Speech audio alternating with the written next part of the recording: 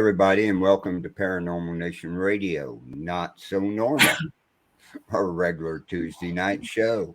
How's Ron and Denise doing tonight? So far, so good. Yeah, so as you can see, we're still coughing a little bit from COVID, but other than that, I know I got sinus issues today. Yeah, his could also cold be in the house today. Oh well, was it? I mean, it's 83 down here. It's according to this, it's 75 up here right now. But you got to remember, you're down around a lot more concrete. Well, today not so much, really. They're digging up our yard today. They were out there pounding with. Now they got plates in the street. Yeah, and you're here, bam, bam. Yeah, every time. Bam, bam. Especially considering. That's right, because they're raising that street up. Yeah. Well, they're putting in sewers is what they're doing right now. But yeah, they were out there with the front loader pounding the ground with it, just go across the street for the new pipe to go in. And that's all I've heard today. And not only heard, but felt. Because you can feel it under my ass. And I know. It's ridiculous. But at least you're getting some work down. So well, it is what it is. So, but we're all doing good, and and some, like I said, some of his could also be from mowing the grass. Yeah, or mowing the dead grass. Yeah, I always get like this after. Your grass is dead. Ours is still green and growing. Nope. We haven't had hardly any rain. So now we've had. I'd say we're even, maybe a little bit above up here. So. Lucky you. So I got us a really good guest tonight. I got us Scott Hibbs. He's from Paranormal Research Institute with Dan Williams and the rest of the team. And looking forward to seeing him next week at the Joplin Paracon, the Haunting History Paracon. Hey there. And Melissa, Evelyn, Anthony, and Jeremy. So if you want, we can bring Scott on up and he can finish introducing himself. Right. He loves to talk. Could have brought him on music and more. Hey, how's it going? Pretty good. How you doing? Pretty good. How's it going? Oh, you got the new Megadeth. Oh, how did you know? Matter of fact, it's right here on the floor somewhere. Yeah. So since you're talking about it, why don't you give Ron your opinion of the new album? I like it. I love it. My favorite Megadeth album is Rust in Peace from 1990. Yeah. So I think Risk was the only one by them I didn't care for, but I like it. I mean, it shreds. I like the faster paced Megadeth. Oh my gosh. It is. I mean, that'll put some hair on your chest after you've heard that. I cannot believe. I mean, that's the best way to describe it is they're just shredding the guitars. I mean, yeah. Man. And anybody that says Dave Mustaine still doesn't have it can. Oh my gosh. Exactly. Right. Oh man. I mean, he can rip it like no other. Man. Yeah. He's using them new Gibson guitars too now. And Ozzy has a new one out. Have y'all heard that one yet? Oh yeah. Yeah. Right. Well, paranormal wise, have you been busy? We went to KC August, and we investigated with Katie and Katie Stafford at a place near there. They checked out our methods and all that, and we had a good time. But other than that, that as far as investigating, not much. But coming up, we're going to be doing a lot of stuff. October is a busy month for us. Yeah, it's spooky season, so we're going to host some haunted tours, and the thing I'm the most happy about this coming month is the Haunted History Paracon in Joplin. Oh yeah, I'm looking forward to it because we finally get to see you guys. When you guys came in August, I think when you guys came, we were either on vacation or something was going on. I think. Yeah, you were away somewhere because I think. Yeah. Yeah. I reached out to you, and y'all had plans, or you were busy. So Yeah, Yes. family reunion. Yeah, we had something going on. I know that. So where did you guys investigate when you were here? was right outside of Kansas City. I'm trying to think of the name. I'm terrible with names. Was it Richmond? The museum? No, no, I know it was the Smithville Historical Building. Oh, Okay. okay. We've stayed there. Yep. We stayed there, just me and Ron, on our wedding anniversary. And Yep. I told Katie, I said, I'll tell you exactly where the portals are. And he was like, oh, you know where they are? And I go, yep, I can tell you right where they are. Yeah.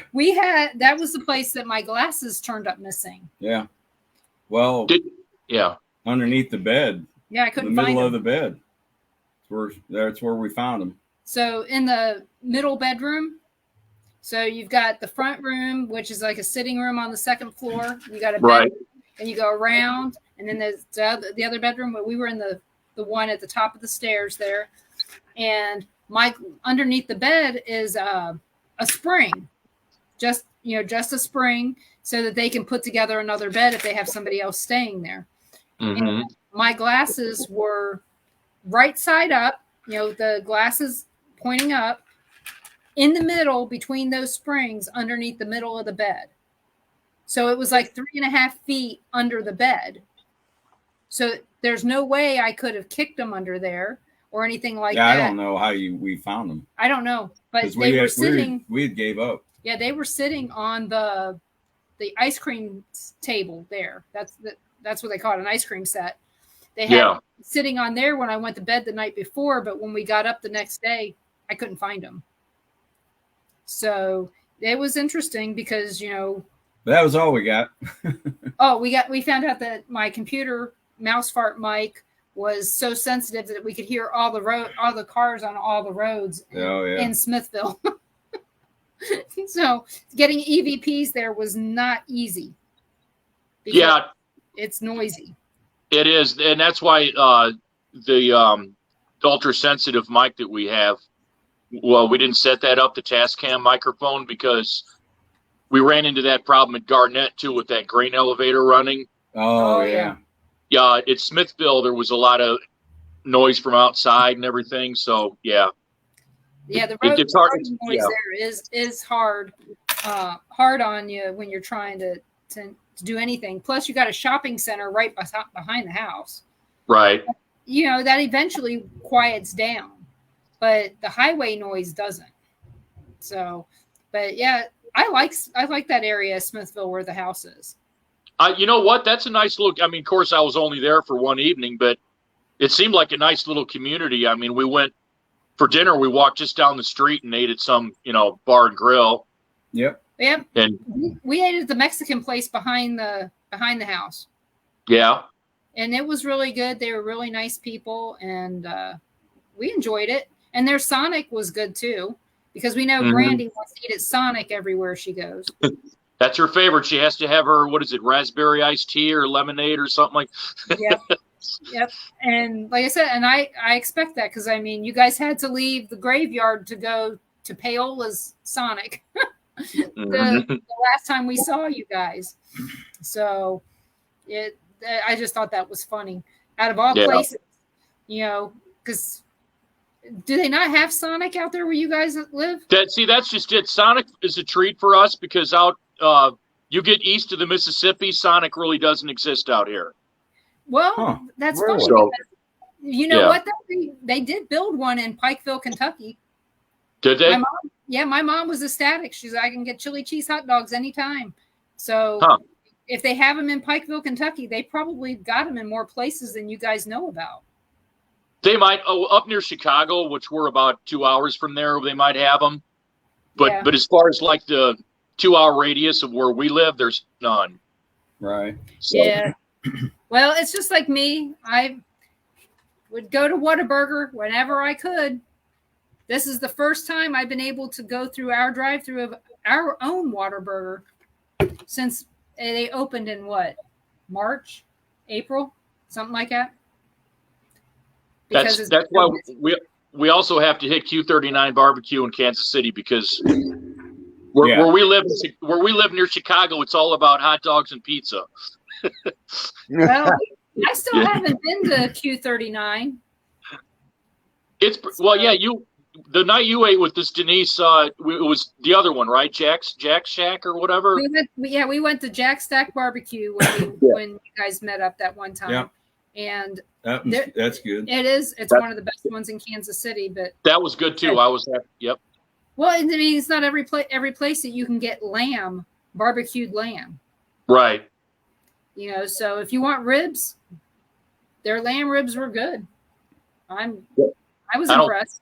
I don't think Q39 has lamb. I might be mistaken, but That's one thing I've never tried is lamb. Oh, it's good. It was really good. If you want to try it, try Jack Stacks. Kind of hard to find.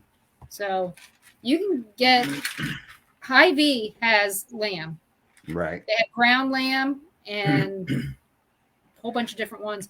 But yeah, when the Q39 that I know about is the one in South Overland Park. It's probably the one we go to is in Midtown. Or Midtown, yeah. Is Mike coming to the Paracon? Unfortunately, he's not because his wife is, we really can't be away from her more than a 2-hour radius because she's got some health ailments. But we're really, we really wish he could make it because of. Did you all hear about? We just got published in that magazine. Which magazine? It's called the Magazine Society of Parapsychical Research out of England. Oh, okay. It's for our RNG experiment that Mike has been working on for a long time now. Right. And is this the one that's done by Gavin? Can't remember his name. But who's the editor of the magazine? Do you know? I'd have to look that up. Okay. You might know why have you seen that? Have you read that one before? For some reason, it sounds really familiar, and so much stuff comes through my brain that I'm lucky if I remember that I heard something. I just won't remember exactly what I heard. So, well, I've read our article. Of course, I haven't read the whole magazine yet. I should be doing that soon, but it's pretty neat. Before we see you, I'll make sure I look it up and that we read it. But we'll be talking about. Yeah. So what will you be talking about that article when you're down there? We're going to get with Mike because it's essentially it's the team's project, but Mike was the one that wrote the article, Mike Nichols. Right. So we're going to be Dan and I are going to talk with him about what should be said and basically get Mike's idea on how to present that. But yes, that will be a bit of good news at the Paracon to talk about. It will be. So like I said, we'll make sure that we read up on it so that we can ask. I mean, because we've seen it in person when we were out at the graveyard and all that. And Mike's talked about it on my show right in the past. And I think he also talked on Kat's show about it at one time. And I just like Mike. I think he's just really nice guy. Oh, Mike, he's incredible. Yeah, I love that guy. So, matter of fact, Denise, him and I, Mike and Dan and myself were on your show a few years ago. Remember? Yep. And that's when Mike announced that he was an official member of the PRI. I remember, and which reminds me, Bart was on last night talking about you guys coming out. He is excited for you guys to be out. So I'm excited. Like I said, we're just all excited to be seeing all of you. Right. On the 7th and the 8th. So I can't wait to hear more about, first off, your article, but second of all, the RNG experiments, how they've moved forward since, because you figure we saw it in the early stages of when you guys were just starting to bring that out everywhere. We've altered the methodology a bit. Yeah, it's changed a little bit. We try to tweak it. Well, that's what you're supposed to do. How can you make it work faster, easier, better? Right. Things like that. So why don't we get to Anthony's question for you? He says, Scott, he was wondering what was the most haunted place that you went to that gave you the chills? Okay.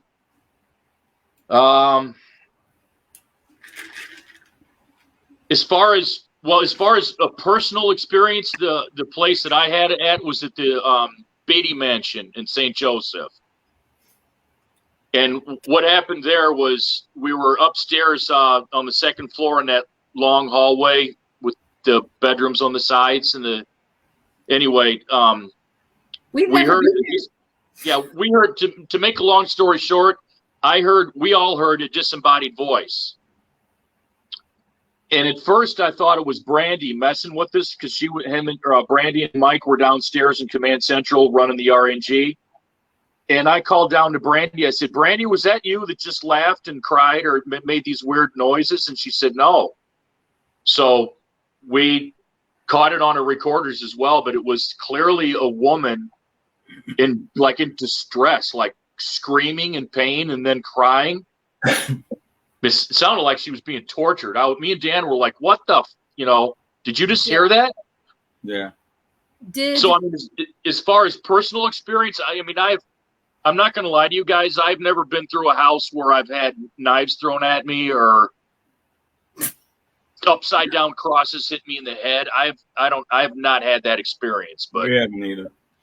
Well, I've been scratched. I've had chairs thrown at me, things like that. Things that really, I've been scared just a couple times as far as that goes. But yeah, we've never been to the Beatty Mansion. I met the new people that are operating it, and they seem really nice, and I can't wait to go up there now. We've been invited to come up and do a walkthrough with them. Yeah, we have never been in there. We've driven by it. Actually, we didn't even drive by it. We drove past the street and said, "Oh, we don't want to go." And well, the thing is different people running it. And... Well, when we did Beatty Mansion, it was Apex was running it. Right. Right. Which is why we didn't have anything to do with it. Well, but yeah, it's a different story. I was going to say I could share an opinion or two about that too, but I'll keep it to myself. Okay.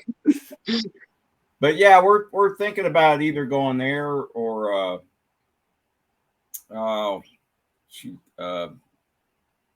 McIntyre, and ask for our big investigation get together. We've done McIntyre, I don't know, 4 times now, I think. Yeah. Good place. Have you caught a lot of evidence up there at McIntyre? It's more active than I thought. Yeah, we've had a few things happen in McIntyre. Our own Mike Nichols, who usually is kind of like me, doesn't usually have things knock him over the head evidence-wise, heard a cat meowing in the room with the piano. Mm-hmm. And I believe they also in Command Central heard the piano playing, even though there was nobody in there. Right. Like a couple keynotes, not the whole song. There's Mike there. Yeah, he's in the chat room talking.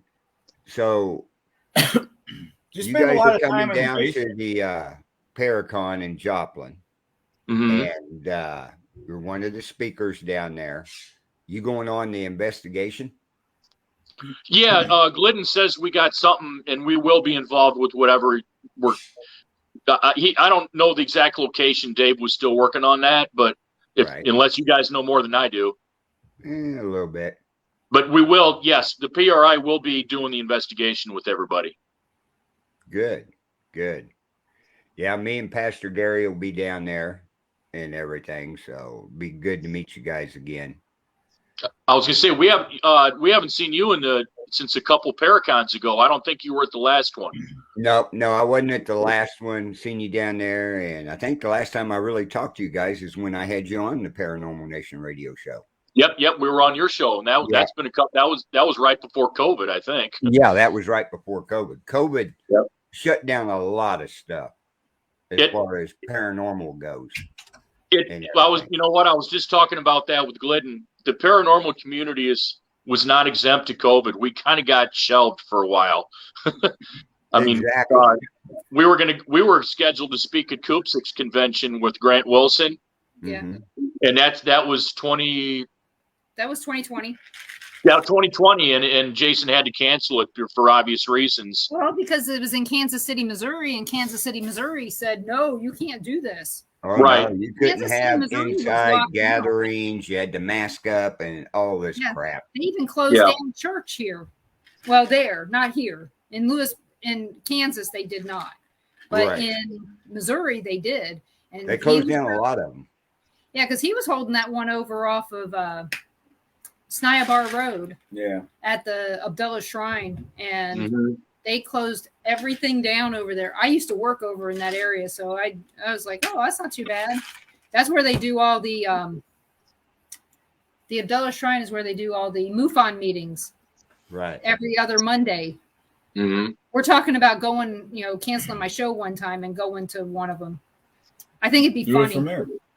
Yeah, do the show from there. Yeah. Right. I'd like to go to a MUFON meeting just to check it out. Hey, Mike. I was in the other room when you got in there, Mike. Hey, Jane. So Pastor Gary has a question for you, Scott. He wants to know what's your favorite piece of equipment. Favorite piece of equipment? Yeah. Well, I'm pretty excited about the RNG, but that's a different entity in its own. As far as typical ghost hunting equipment, I personally like the Melmeter, and I know that doesn't have a lot of bells and whistles on it, but it has temperature gauge and the EMF. Right. So you can kind of and there's this one piece of equipment out now, and one of our Lisa Levia from our team has one. It's the data logger. You guys know about that? That's the EDI meter? EDI, yeah. Yeah. I like that because it has multiple sensors on it, and it can be recorded. Right. And it's got more than just, it's got what I think vibration, temperature. It's got the whole 9 yards in it because me and David was talking about that last weekend down there. Yep. Well, Charlie could never get the EDI meter to work unless I'm around, which is funny. Yeah. Yeah. Okay. He said the first time he got it to work was down at the cemetery. Yeah. Yeah. Well, he got it to work. It doesn't work everywhere. When it does work, he got it to work good. In the Sally house, and it was sitting on a table behind me. And every time I'd say something, it would go off. But hey, Mike, since you wrote the article, can you post in the comments what magazine that was posted in so that we can read that before we go down to the paranormal conference? That would be great, please. So right, he just popped back in, so Mike did in the chat room. Yeah, I saw that. So I want to make sure that we get that because I don't see it on PRI's Facebook page. Did you guys share it on your web page? We shared it in the. What's that?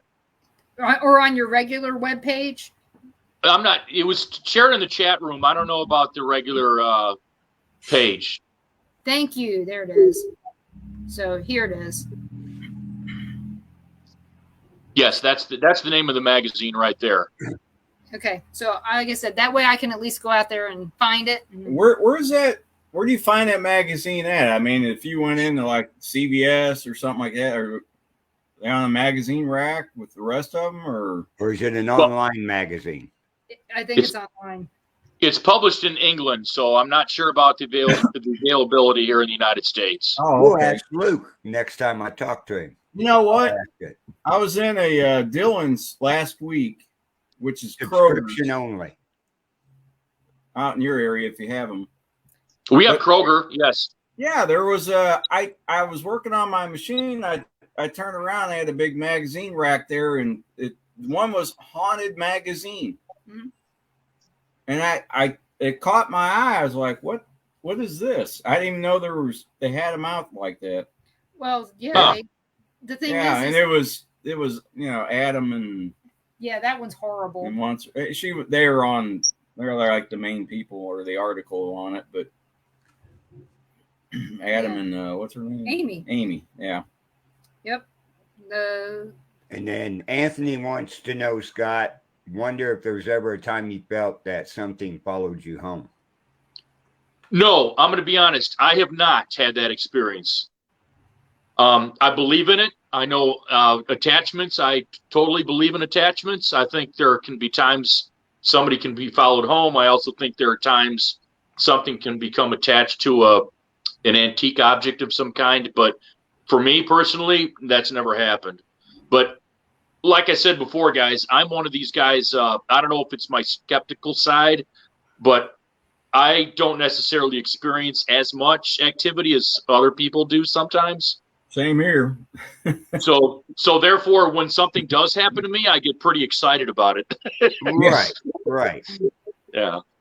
I know the feeling. I don't have any gifts. I can't see them. I can't hear them. But certain things happen, and you're kind of like, okay, I can't explain this. Right. I've had that. Check everything to debunk it, and you can't debunk it, and you're like, okay, what is this? So I saw a shadow figure at Ashmore Estates on the 3rd floor in Ashmore, Illinois. Oh yeah. I definitely saw what looked like a 6-foot figure block out an exit sign in the hallway down the way. And of course, Dan and I, being crazy stupid, we started running after it and got up, and there was nothing there. Uh-oh. That wasn't a sound effect? That was not. No, that wasn't a sound effect. What was that? Tammy came in. A jar of change. Yes. Oh, no. So you didn't make it to the Coinstar machine? No, didn't. Made it to the floor. I found the article online. I'll be right on the back issue, so I will send that to you, Carl. So there you go. Yeah, candy jar. Yeah, it was a jar full of change. Oh crap. Yeah, not good. So no, we wish if it was a poltergeist, that would be way more fun. What is the big place you're being to? I don't know what that is. So the biggest place you've been to? Yeah, maybe that's what's the biggest place you've been to? I think is what James is asking. The biggest place? I don't know. Well, Beatty Mansion was pretty big. It had like 2 buildings. Yeah, isn't that like 20,000 square feet or something like that? I mean, we only investigated pretty much half of that place, but I can't think. In the wintertime, right? When it was cold. You've been to Malvern, right? Iowa. No, Josh Hurd's place? Yeah. No, we have attempted to get there several times, just never had. I thought you tried. I didn't know if you got in or not. No, we tried. Something would always come up where we just couldn't make it. But yeah, with Ashmore, we've been there once, twice, and we've got a curse. I don't know. We were supposed to go back. I don't know how many times after that, but something always happens. Twice this year. July, we were supposed to go. We can't make it. Something will happen. Yeah, and I mean, we had some really good, fun reasons to go, and nope, couldn't go. So yeah, we've had a couple. We've tried to get there like 3 times, and something always comes up where we can't. Like snow. Somebody's car breaks down, or it's weird. What we were going to plan on doing is we were going to investigate Malvern and the Velisca house on the same trip because they're not that far from one another. Yeah. Yep. Mm-hmm. The only bad part is that they're so. Malvern. You got to go to Malvern. You definitely got to go to Malvern. That's one of our favorite places. Ever since Josh talked about that one entity that comes up and right up in your face, I'm like, I gotta see if that can happen to me or not. You know what? Here's my experience with that. I sat there for an hour and a half with 2 other people and nothing. Sat in that hallway with Tim and Bate, nothing. It's like fishing. But we had another piece. The first time we went, there was a guy with us that almost trampled 3 of our friends trying to get the hell away from this thing that was chasing him down the hallway.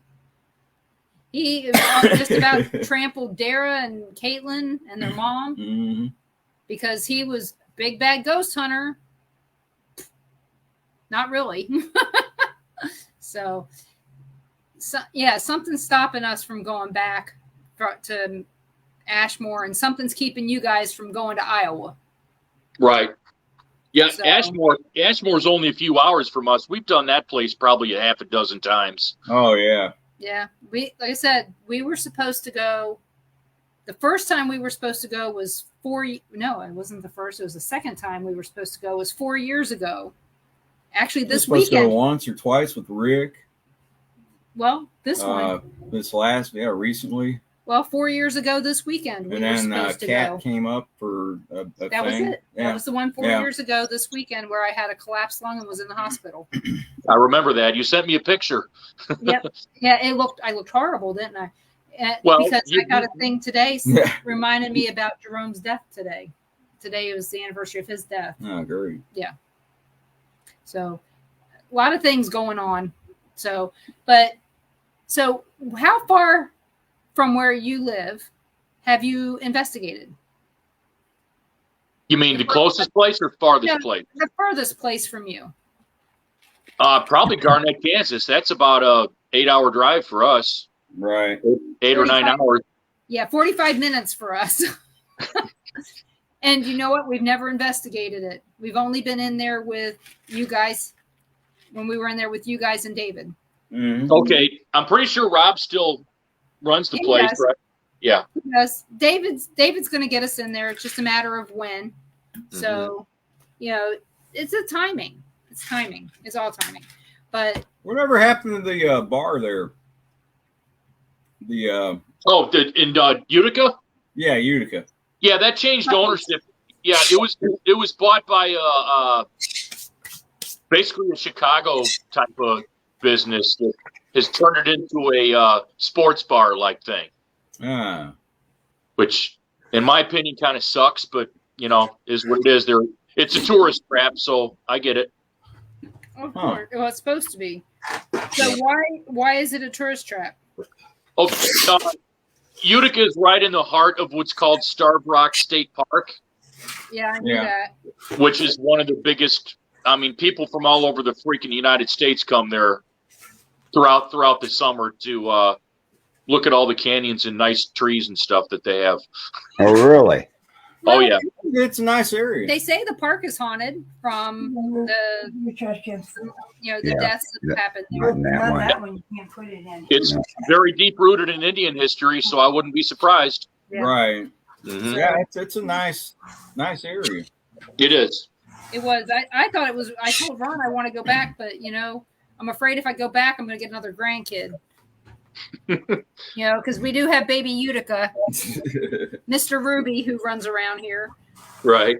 So, Carl, yeah, that's when Leah got pregnant. Was when we went to Utica. You can't. Was it Utica or Melbourne? No, Utica. Oh, Utica. Yep. We went out there. What was it in February? Yeah, remember it was like 70, 80 degrees that day. Yeah, it was really unusually warm. Yeah, yes. But it was beautiful. Yeah. I still thought that was funny when I said something to you guys about Larry, and you guys all looked at me or looked at each other like, how did she know? Right. That was very odd. because I didn't know anything about Larry. Right. So, but that was funny. So, but so let's see. Let's go with. Do you have anything planned besides going to Joplin?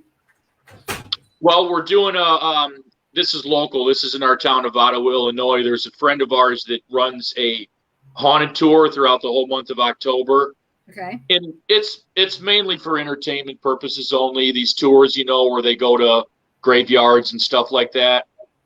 But it gets the word out, and me, Dan, and I, and Brandy usually attend these every weekend, and we'll talk about the tour guide is a friend of ours. He lets us talk about the PRI, and at the end of each tour, we have business cards we hand out. So it's the month of October is fun, right, guys? I mean, it's spooky season, right?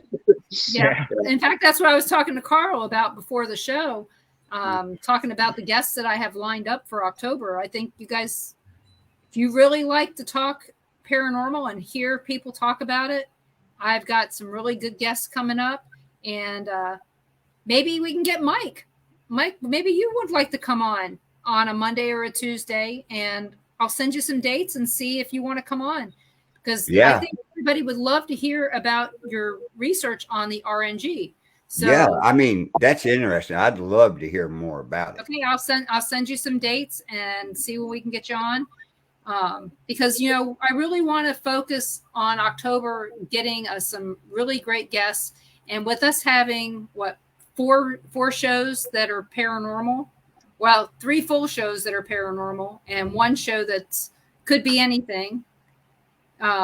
With no BS, so that should make pretty interesting month for October. So it is, because no BS, they've got some paranormal people coming on.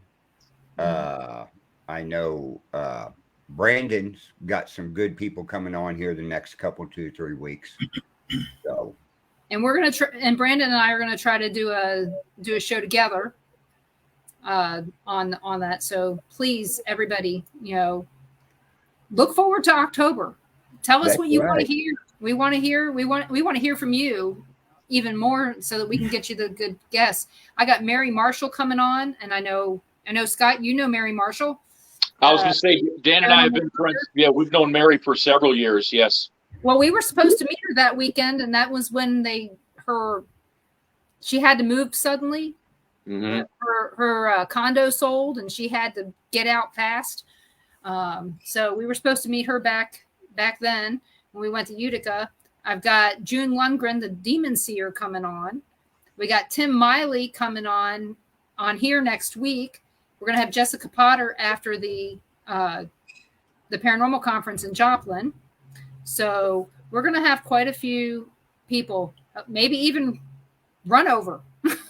Oh, yeah, there's going to be a lot of run over and a lot of more paranormal coming on with KD and all that on here. So there's going to be a lot.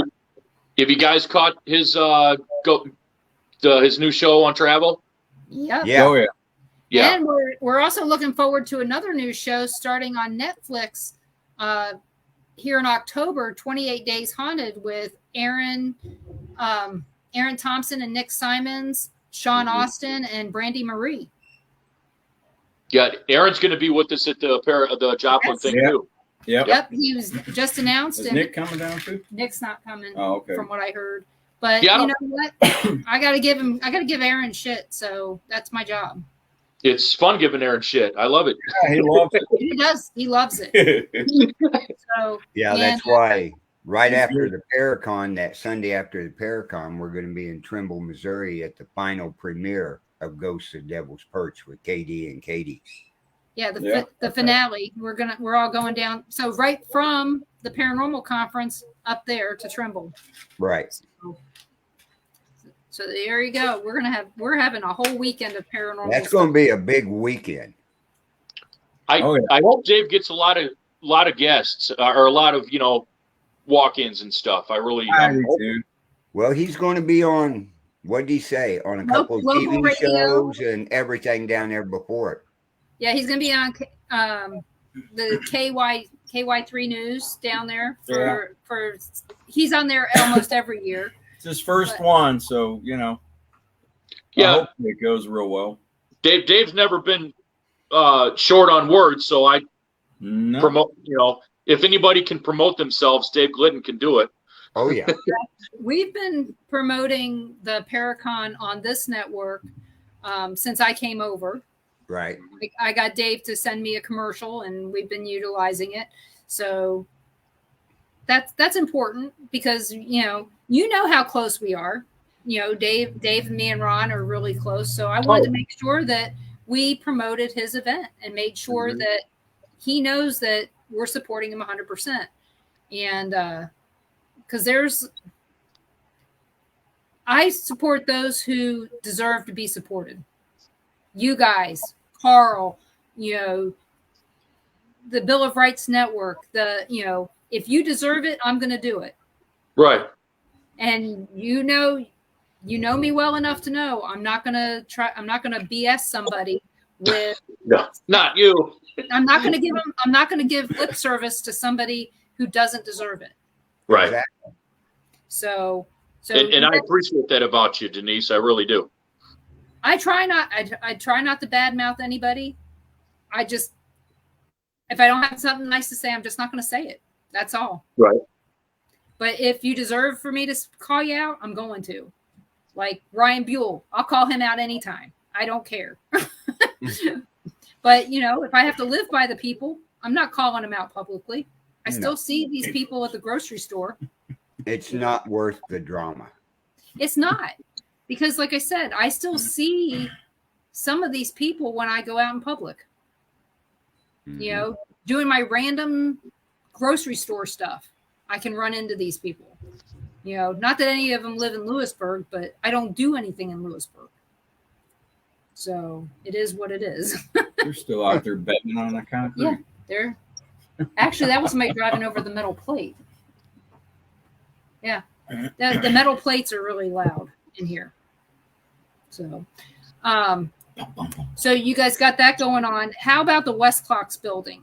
Has Dan gotten anything to go in there yet? Any investigations?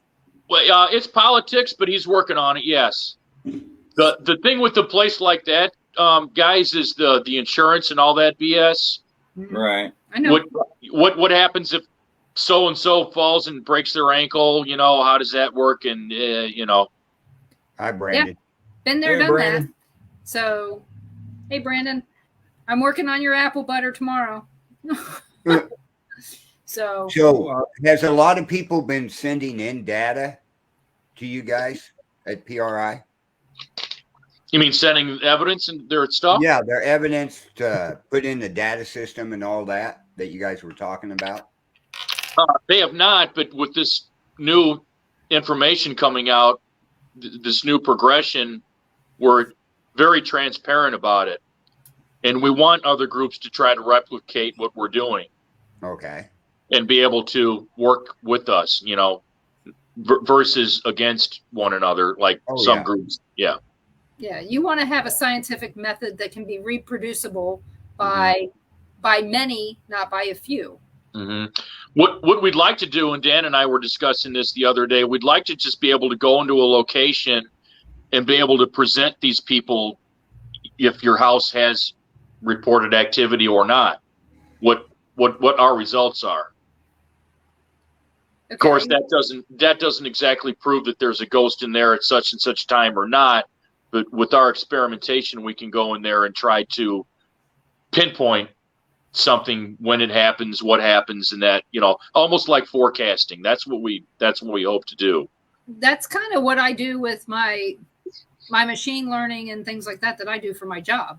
You know, it kind of can tell you some of the things I do can tell you when something's going to go out of sync just based on the number. It's like a random number generator. And right. And I know that people don't really understand how all that works, but there's a lot of programs out there for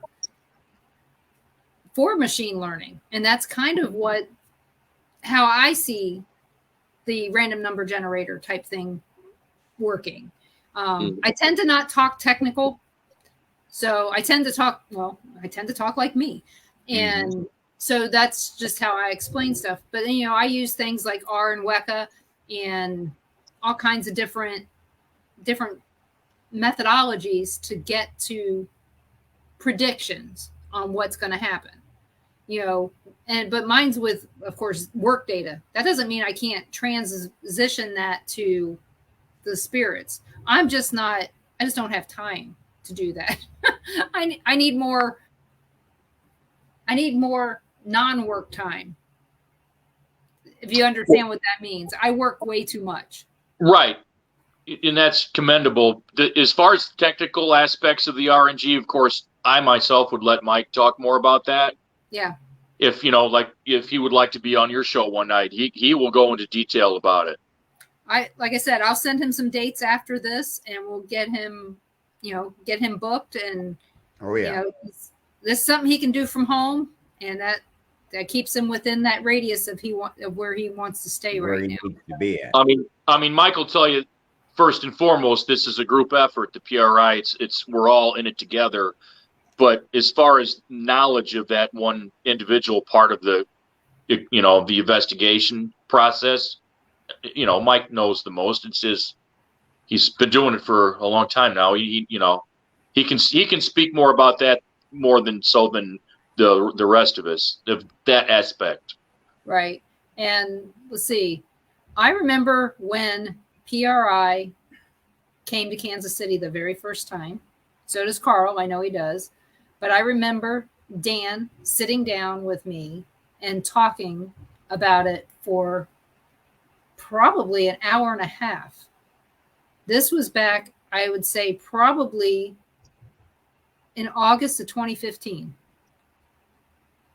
Yeah. That'd be right around the time PRI started to go to all these events and stuff. Yep. I just wonder how Dan found this one in Kansas City with you guys being in Illinois. I'll tell you how that happened. I don't know exactly the details, but somehow Dan connected with Dave Glidden on Facebook. And eventually they started chatting all hours of the night, basically, about their ideas about the paranormal. Yeah, you know how it is with us. Right. Us paranormal people, we can freaking talk till the cows come home about it. Yeah. And so anyway, Dave Glidden had invited Dan to the Paracon, and I believe it was the first year Coops handled it, 2017, I'm thinking, 28.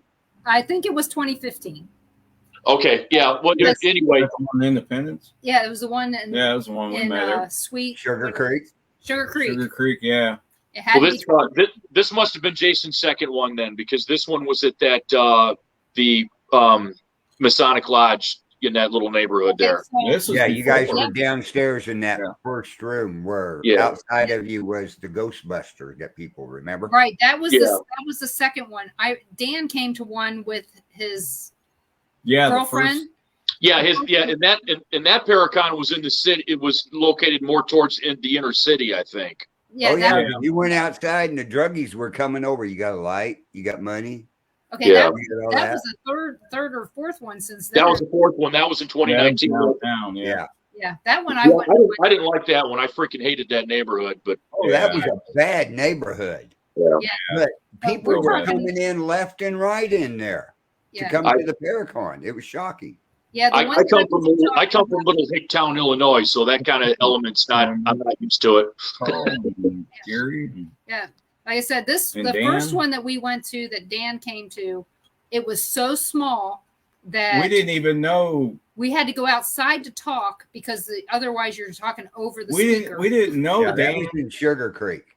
Yeah, that was we didn't know Dan at all. And then when we went outside and got to talking with him, man, we must have been out there 2 or 3 hours, just everybody talking. Well, that's the same place where I met you two for the first time. Met Rick Rose, met David Glidden. Yep. Josh Bird. Frank Bennett. Yeah. Justin everybody Spurrier. I met for the very first time. I've talked to them on shows. And I've been on your show twice before I ever met you. Yeah. So, I don't know. It is funny how many people we have met. Yeah, Dan had a lot of good ideas back then. Well, you look at how many people we met and just at that Sugar Creek conference. Yeah. Yeah, that wasn't that long after that. We went up to Utica. Well, that's the Paracon where the first Paracon where Dan spoke, which was the second one that we attended. Yeah. Mike Nichols was living in those buildings literally across the street from the Masonic Temple. Mm-hmm. And just out of sheer boredom and not much else to do, Mike drove by and saw that there was a Paracon and decided to pull in the parking lot, not knowing what to expect. He didn't know he probably thought it was just going to be a bunch of Baggins people, Right. And he knows the Kansas City paranormal people. With him speaking at some of the places in the downtown area, Mike knows a lot of people. Before I met him personally, I had seen him as a speaker for some of these events downtown. Mm-hmm. So like I said, I know he's always been involved. I mean, because some of our common friends have been in the paranormal forever.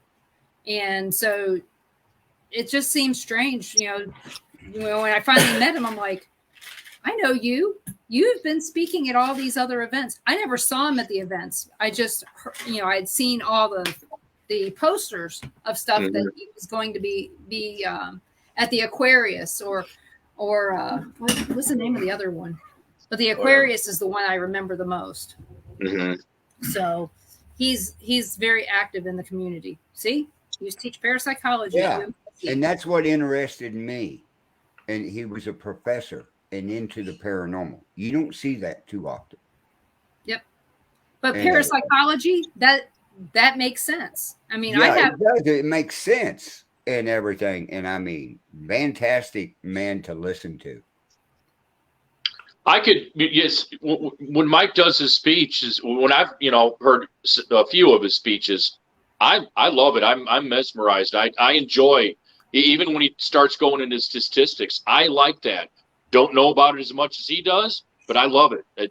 I like melting that kind of information with field investigation. Right. I'm a data person. Right. I want data, and if I don't have data, then it's not telling me anything. I can give you, hey, I saw this spirit. I can tell you that all day, and which is totally the opposite of what I do. Okay. So my entire life, every single day is data. So when I see a spirit, it's completely the opposite of who I normally am. You look at me, you guys see me as a medium and all this other stuff. But for my job, I'm more like an engineer. Right. So I actually have two sides about me that are battling each other every single day, trying to figure out all this stuff. Why am I seeing, Ronald asked me, how do you see the spirit? It's like, I don't know. I don't know how I see it. I don't know how you can't see what I see. Well, some mediums, they explain it like they're watching a film. Or a movie or something. Some say they just see like flashes of something pop up and then it goes away. That's why I was asking, what are you seeing? And to me, when I see a spirit, 99% Are they black and white, or are they in color? They look just like you or me, except they don't have feet. And I still don't know why that is. Right. So. And that's impressive, but it's just like Denise and everything. Yeah, when I first started talking, before I met Denise and Ron, I didn't really believe in mediums and people that could see them, right? I figured, everybody sees one every now and then. But as I got to know Denise and then telling me stuff that my family members had went to her that she couldn't have found on the internet. No way, no how. That's when I looked at it a whole different way. Yeah, Carl, I agree with you. I think I've mentioned this a couple times already. I'm by nature a little skeptical, and I have to admit the idea of mediums, I've always been a little kind of, Me too. That's the thing. That's what's funny is that I am skeptical. You put something on TV, any of these shows, I'm skeptical of every single part of it. Oh yeah. And I can tell Ron will hear me. We'll talk about how it could be faked. Okay. We can talk about that all day long. How could this be faked? And so we're basically trying to debug their stuff. Not debunk, debug all their stuff while it's on TV. And I am highly skeptical. Yes, I might see spirits, but I'm still skeptical of what I see. Well, like, not to rant on these TV shows, I know our friend KD is in one of them, but a lot of these shows, what I don't like is there's a demon around every corner. Yeah, and exactly.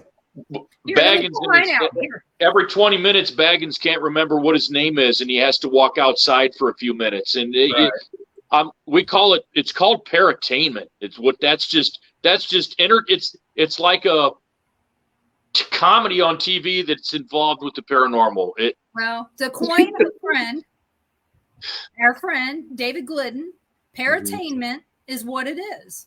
That's where I get that phrase from. I think Dave is said that to me once. He's like, paratainment. I'm like, Yep. Yeah, that makes sense. Yeah, I did a show on that earlier this year with David and a friend of mine, Linda Curino, who was actually on Paranormal Survivor as a, and she says it like this, paranormal expert. She goes, because I'm not an expert, but that's what the show called her. And and they talk about that. There was one time, and this is from Ghosts of Morgan City, okay? And I did not see Katie in this episode at all. But during that show, they show this thing walk across the room. Yep, I've seen it. Color. Yeah, and they like said that hologram. it looked like a hologram. And, exactly like a hologram. And I told Ron, I said, that's not how I see spirits. And that was the first thing I said. I didn't know what. Right, she did. And I got all upset. And I had told Ron right at that point, I said, that was a hologram. I guarantee it. I guarantee that Ben and none of those people knew that the production crew was doing that.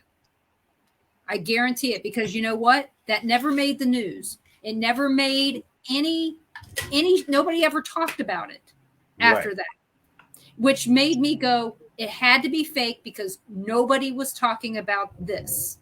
So if you go back and watch Captain Caviar, the one with Captain Caviar's house, they show this, and then you never hear about it again, except for those 10 minutes where they're all going crazy about it. And then after that, nothing. Because if it was real, you'd been hearing still today about it. Oh, yeah. And I've never heard anything again. And like I said, I called it out the minute I saw it, that it was fake. And the thing is I'm not going to call Sarah Lemos and say, hey, I mean, I met her just back in May. I'm not going to say anything to her about that, because it wasn't up to her. She wasn't the production crew.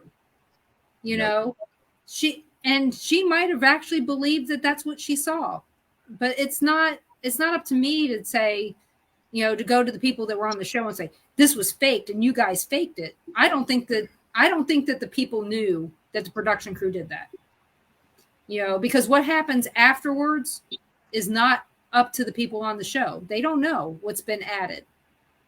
So they really don't, because a lot of them, they're watching it for the first time when they see it on TV. And Mike, I'm right there with you. I don't like watching a lot of these shows, because I end up seeing stuff that just irritates the life out of me. But because I have my show and people are talking to me about it, I kind of have to watch it as part of the preliminary talking points for the show. It is what it is. At some point, I think we ought to do maybe a show where we pull out, do a watch party of some of these shows and call out some clips out of them and say, what do you see? This is what I see in it and everything. If maybe it was real, or this is how this could be made. Right. And I think people need to hear that just because it's on TV doesn't make it real. One of the shows that irritates the life out of me is Paranormal Caught on Camera. Why are these people filming their kitchen? Yeah. Why are they filming their bedroom? Right. Well, there's reasons why, but we don't talk about it on this show. But. Yeah. That would be on your After 9 show. But it's one of those things that wrong network. I'm just randomly taping and I catch this. Well, some of these stupid videos are like, I've seen them. Dan and I have watched them just for comical reasons. They are. To yell at. Yeah, most of them are fake. Yeah, and Dan and I are sitting there going, nah. Right. I mean, somebody could pull a door open, right? And this college kid freaks out. Right. I'm like, did anybody tell you his buddy was in the next room with the string that you couldn't see on camera? Yeah, it's just and then the stupid commentators are all, I mean, they buy a hook, line, and sinker. I mean, they're like, oh yeah, that's definitely a demon. If I've ever seen one. Yeah, and these are supposed to be big names in the paranormal. Yeah, I mean, they're a joke. They don't doubt anything. Right. No. I mean, everything is, oh my gosh. A lot of people are surprised when they're watching TV shows, and then they get invited to an event or pay to go to an event and see how a real investigation goes on. Right. There may not be anything there at all. You may not collect or anything like that. They have to understand. And sometimes people say a place is haunted and it's not. And the thing is we can't prove or disprove that until we've been in there 10 or 15 times. I can't go into Carl's house and say nothing happened, so it's not haunted. I can't do that. Right. But if I go 10 or 15 times and I get nothing, then I'd be going Carl's house is not haunted. Right. There's nothing there. But we know that's not true. But there's a lot of you look at what COVID did. More people were in their homes. More things got reported because they're there 24/7 now. Before they weren't. So every little noise that house makes, oh, what was that? What was that? Well, go check and see where the noise is in the area and check and see what it could be. But no, they don't do that.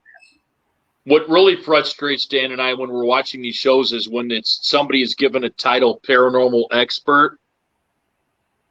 Yeah. I'm like, to me, paranormal expert is like saying nobody goes to that restaurant anymore because it's too crowded. Yeah. Think about that for a minute.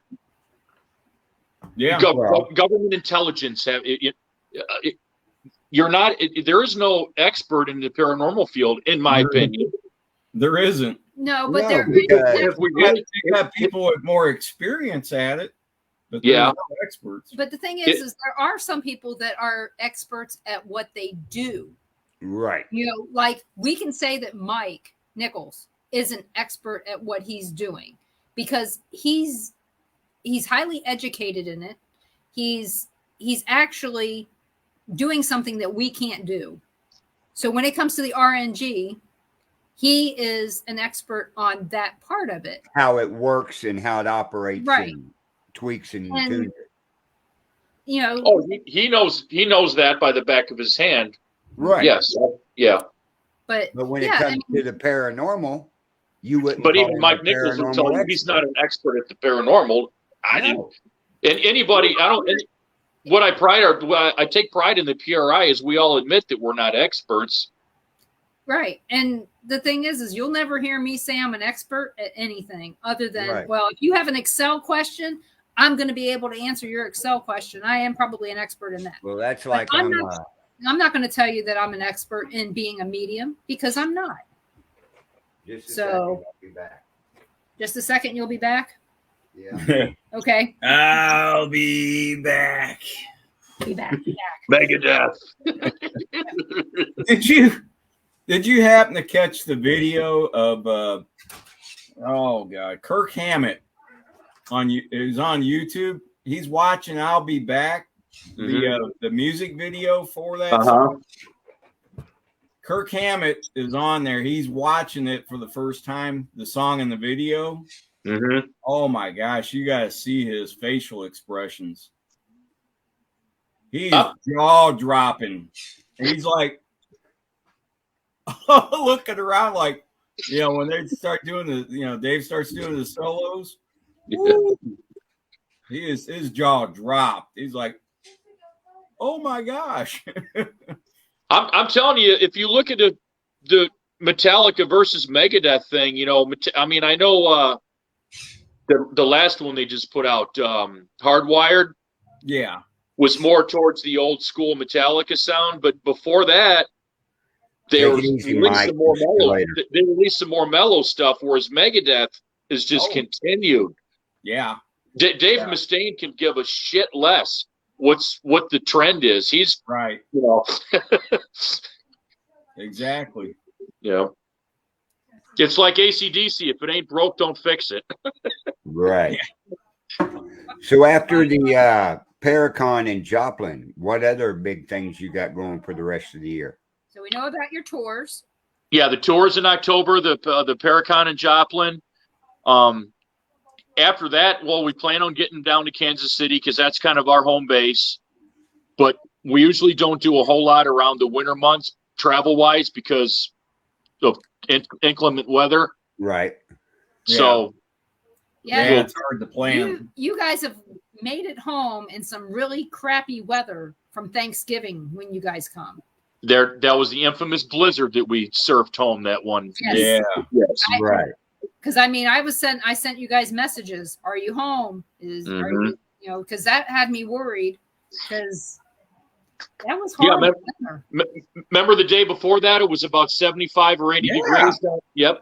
Yeah, we were in Paola at the graveyard. Yep. Like I said, doing the sound penetration. Yep. Yeah, you guys had that big the parabolic. Parabolic mic pointing it down to holding it to the ground to see if we could get that to do something. I came across some strange stories. We tried everything. Did that do any good pointing it at the ground? There was being that it was very windy that day. Remember, guys?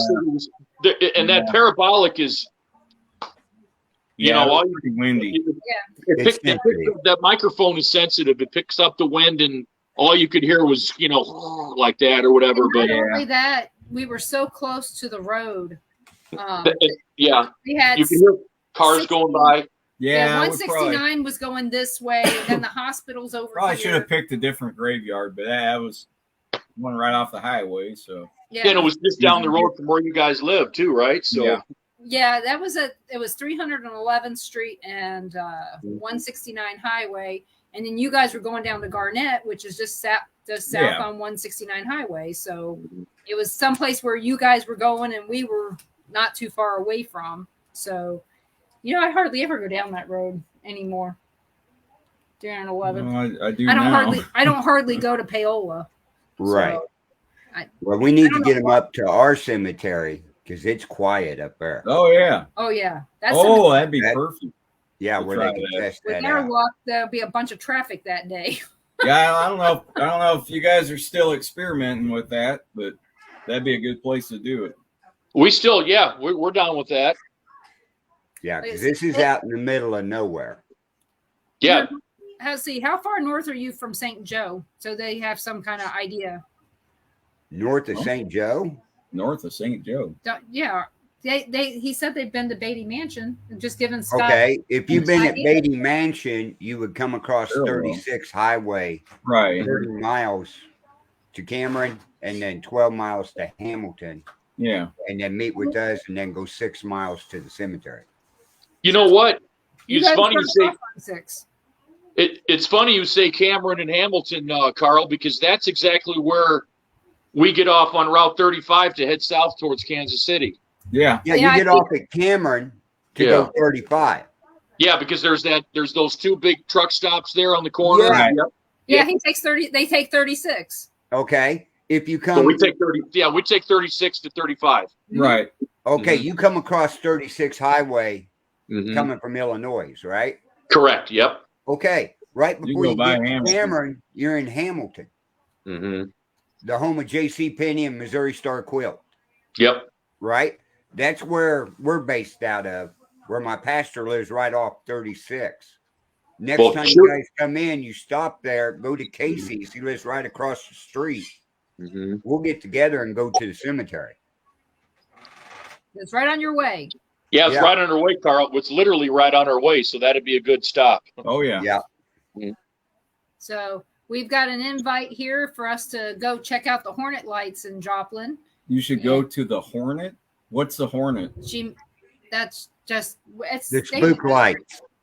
Yeah, that's. And is the Hornet? Is that a location or?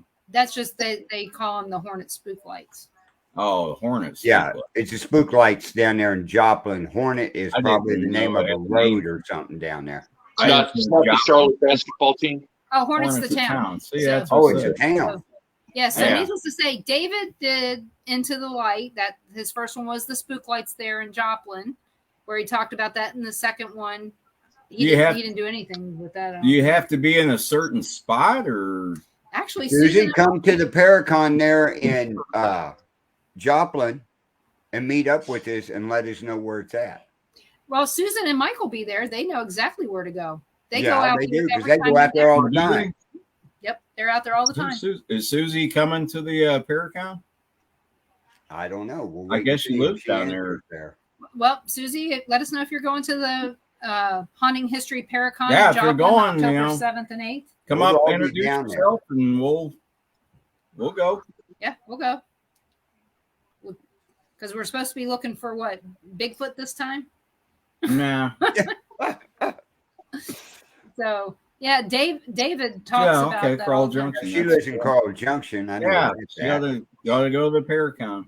Yeah, we'll be down there for the Paracon. Play the commercial there, Carl. Yeah. So Let's take a short break. everyone can see everything. See the commercial. Yep. Know where Right. to go. Okay. You bring Change the- this background a little bit and go.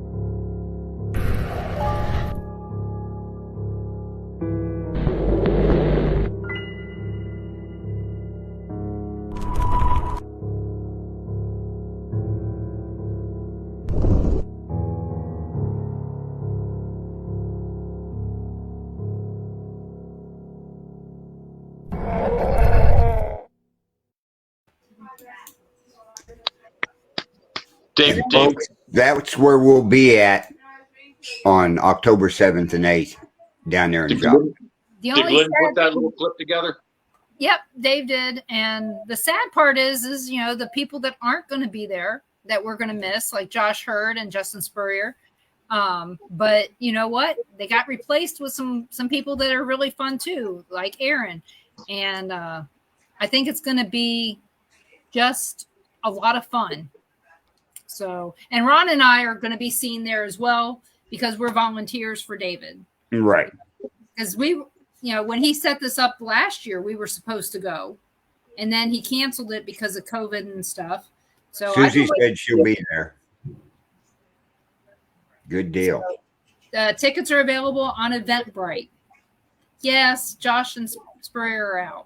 Yeah. When last I knew Spurrier was in. When did you hear this? Last night. Oh, last night. Okay. Yeah, he's got other work to do. He won't be there. Okay. Yeah, being an adult has to come before the having fun. We get it. No, you don't. You're never an adult. I know better than that. I know you're always an adult. So, but Cassie, I can't wait to see you too, sweetheart. So, but. And the investigation, I think, is going to be at the old theater, isn't it? Yeah, it's going to be at the Webb City Theater. Yeah. And at this point, I'm not involved in that. But that's fine. We can go have dinner. We can go have dinner, and if we find look at the spook Susie, light. we can get a hold of Mike and Susan and go see Spook Lights. Oh, yeah. So We'll figure something to do. And they can bring their ink box that they won. Maybe we can have dueling ink boxes. Hey, we can have dueling ink boxes. How's that for thing is catching up? amazing, really. Well, guys, if the PRI is involved with the weekend, there'll be a couple of beers cracked open. Yeah. Just a couple? Just a couple.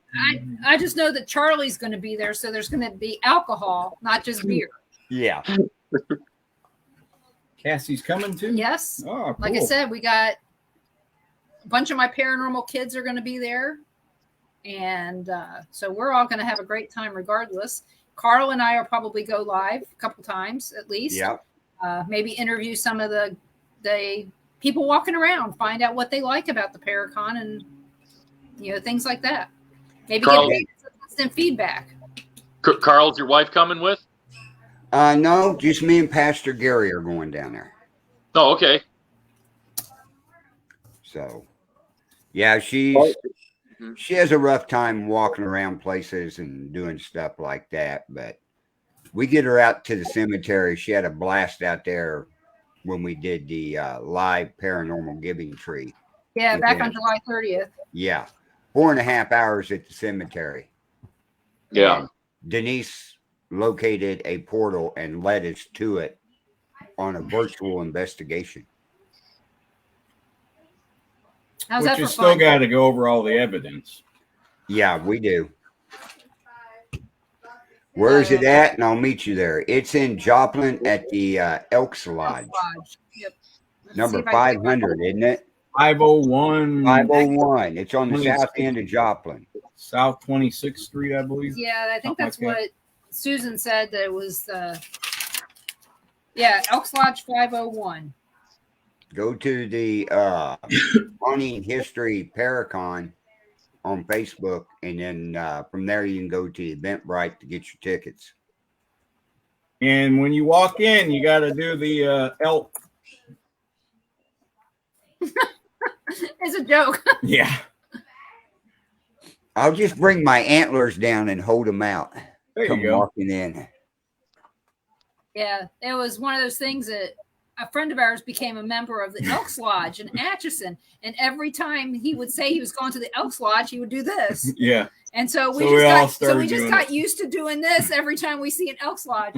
And so we were driving down, or every time he'd say it. Oh, yeah. We'd all do it. And we were driving down to Alabama, and I drove by one, and Ron was behind me. I don't know if he saw me do that. I stopped at the light, and my daughter goes, "Mom, what are you doing?" I said, "There's an Elks Lodge right there." And Susie's parents and grandparents were elks. Oh, okay. Then she knows. She knows. Well, my family were moose. We were the Loyal Order of the Moose. So who was the Grand Poobah here? Nope. So that didn't work.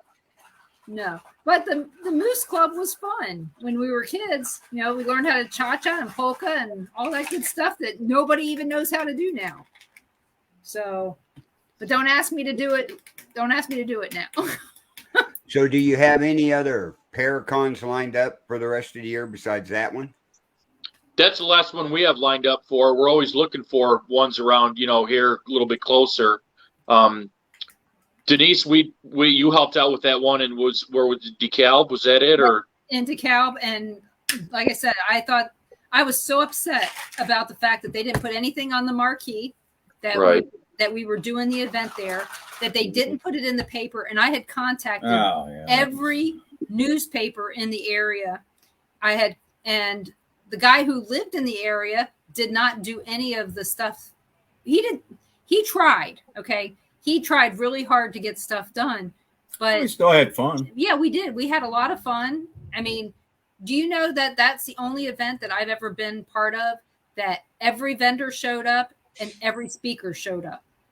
Oh, we wow. just didn't have any guests, really any guests show up, which was kind of weird. But, we had Frank Bennett, Coyote Chris. We had... I was in the speaker's room the whole day. Rick Wade came down from Michigan. We had Kelly and Chris from... Although the vendors did look like a Ouija board convention. Yeah. It was kind of it was very dark arts, a lot of dark arts. Yeah. What I noticed, the vendor room was full of horror movie stuff mostly. Yeah. Right. And that's because the previous guy that owned that event was big into horror movies. He is actually a screenwriter and then a horror movie film buff. He really loves, and I mean, he was filming like 3 horror movies at the time, and Mike Ricksecker did, he did a great job. Everybody that came that spoke did such a great job, and I was so proud of how good everything turned out. We just didn't have there was not enough advertisement to get people in there. And I mean, if they had waited, but where the speakers were, they were full. Yeah. The funny part, I mean, Ursula Bilski, she spoke. Yeah. She was great. She came down from Chicago, and I never left the room where the speakers were. It was just one after another, and I couldn't miss any of them. Yeah. Hey, Rex. Hey, Rex. I know. Prayers are with you, Rex. He started his deal. Yeah. Yeah, we talked last week, so yeah. I'm just glad he's got a path. That's all I'm. Maybe he can find something out now. Yep. So, but yeah, I was so glad though, Scott, that you and Dan came out to DeKalb, and like I said, I was impressed with how good the part turned out. I just wish we'd have had some people milling around. I'm still friends with 3 or 4 of the people from that showed up, new people that weren't part of it that actually paid to go. The best part of that weekend was the Egyptian theater that we got to investigate. So, have you ever been to the Egyptian theater there in DeKalb? We have not. You recommend it? Yes, cool. I do. Oh, yeah. Now that it has air conditioning, it's probably much better. It was really hot when we were there in August, and they didn't have any air. Okay, Jane, have a good evening. Yeah, she's going to Turkey. Oh, really? Yeah, be careful. Yeah, that's Carl's old stomping ground. Yeah. Really? Yeah. The old Turkey, not the new Turkey. Yeah. Istanbul. So, yep. I hope she has a good time. So, okay, Jane. Send us a bunch of pictures over to the Bill of Rights Network when you get there. Yeah. Rex, you need to get with Scott and get him on your show. Scott knows music. Music and more. He's a hair band expert. Rex Nielsen's a paranormal friend of ours, and he does a show on this network called Music, Movies, and Maybe More. Him and his son are into music real big time. Mm-hmm. When I don't pat myself on the back much, but when it comes to heavy metal and horror movies, I can go. You'll get along with Rex. Yep. You can talk for an hour easy. Rex will set that up sometime. Rex, just get with me and I'll get you the information. Right, on Scott. because they do a lot of bands that nobody's ever heard of that are into rock, and there's some of the bands are really good. Mm-hmm. Oh yeah. Yeah, David shared one with us last night after the show. Yeah. And Ruby's sitting there going, "Rock on!" I mean, it's a 4-year-old, and his daughter and Ruby are sitting there laughing and dancing to this, and I'm like, "Oh, great!" And the thing is the band reminded me of Devo. Yeah. Oh yeah. Is what it reminded me of. But I mean, he was already gone. He ran off. Yeah, I had to do something last night. I mean, Ron, do you actually think anybody can tell me more about Rat than I already know? Nope. I don't think so. I still listen to all those bands today. Like, I just don't get tired of it. No, we don't. I don't know why. I mean, it's just. I always said this: I'll be in a nursing home 100 years old, and I'll still have my Motley Crue poster above my bed. No. Yeah. With your oxygen mask on. I don't know if you knew that. I don't know if you knew that story. When I was in the Air Force, we had a lot of people coming in our shop. We had, I don't know, like 40 people in our shop. We're all mechanics. Anyway, we're getting people from all over the country, right? Anyway, we get this guy. His name is Rich Hagman. He said, "Just call me the Hag." It's like, okay.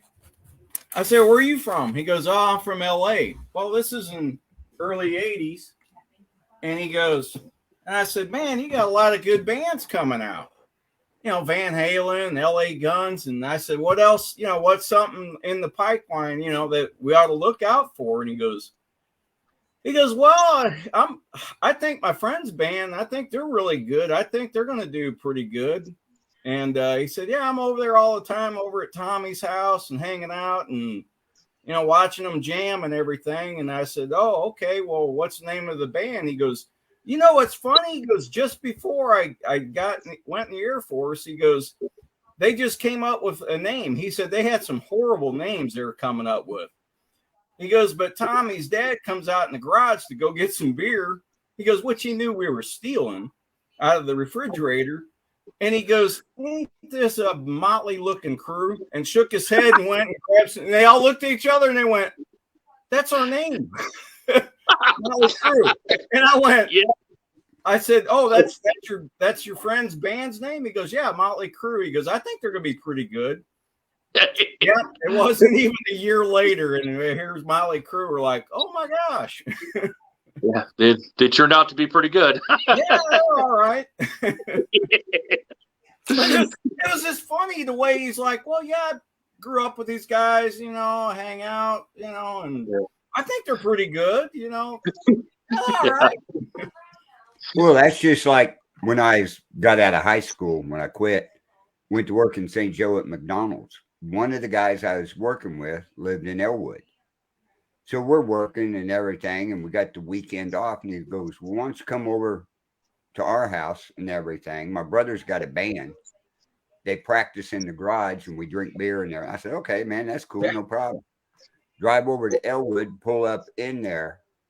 His brother's band is Kansas. Oh, wow. Oh, yeah. Wow.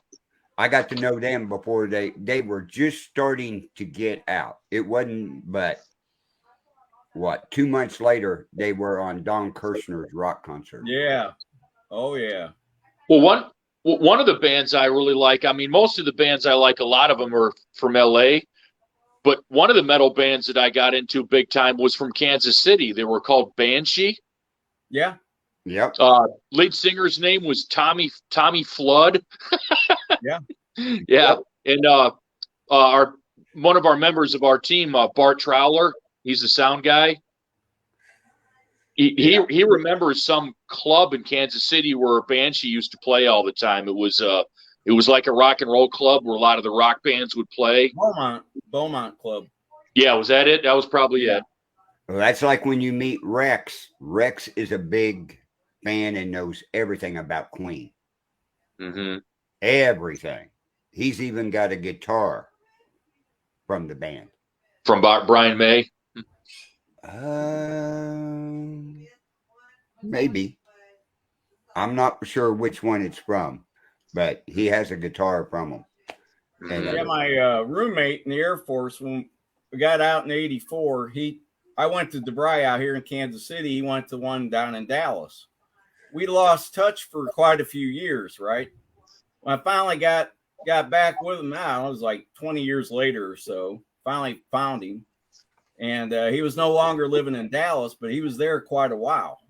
And he said, yeah, when I was going to school, he goes, I'd go to this bar with, a couple guys in our class.